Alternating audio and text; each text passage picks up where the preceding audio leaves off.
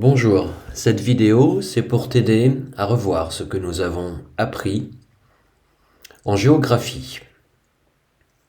Alors tout d'abord, nous avons appris que notre pays s'appelle la France et que nous habitons dans une ville qui s'appelle Paris et qui est la capitale. La France est située entre plusieurs pays européens. En haut, l'Angleterre, la Belgique, l'Allemagne et le Luxembourg. À droite, la Suisse et l'Italie. Et en bas, l'Espagne. La monnaie utilisée en France est la même que dans les autres pays européens, c'est l'euro.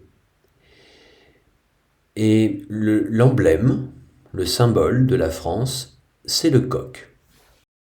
Sur cette deuxième carte, nous voyons où se trouve Paris et nous voyons aussi que le monument symbolique de la ville de Paris, c'est la Tour Eiffel. Ce plan est le plan de la ville de Paris. La ville de Paris est divisée en arrondissements. Il y en a 20 en tout. Nous habitons le 13e arrondissement, pas très loin de la grande bibliothèque. Dans Paris, il y a tout un tas de monuments. Tu connais déjà la Tour Eiffel, mais il y a aussi la Tour Montparnasse, le Sacré-Cœur, l'Arc de Triomphe, les Champs-Élysées, le Louvre, le Château de Vincennes, Notre-Dame, la Bastille,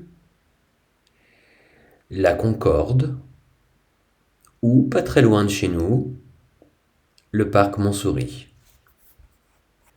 Sur cette autre carte, nous voyons que en France, il y a des spécialités. Par exemple, où est-ce que l'on peut faire du ski? Principalement dans la montagne qui s'appelle les Alpes, ou encore dans les Pyrénées.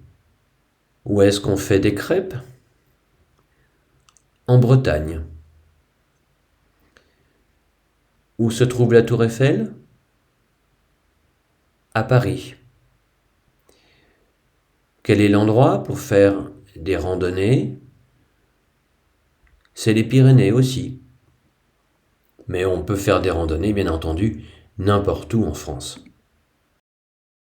Sur cette nouvelle carte, tu peux voir le nom des grandes villes de France. Évidemment, il faudrait essayer de les retenir.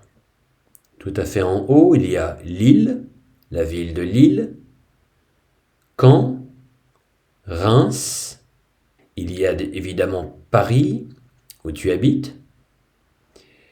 À l'est, il y a Strasbourg, Dijon. À l'ouest, Brest, Nantes et Bordeaux. Dans le centre de la France, il y a Limoges. Au sud-est, il y a Lyon, Montpellier, Nice, Marseille et au sud-ouest, Toulouse. Sur cette autre carte, on a fait figurer le nom des montagnes qui existent en France. Il y en a beaucoup. Certaines sont très hautes, elles sont en marron foncé sur la carte. D'autres sont beaucoup plus basses, elles sont en marron clair. Les montagnes les plus hautes en France sont celles des Alpes, ici, et des Pyrénées, ici.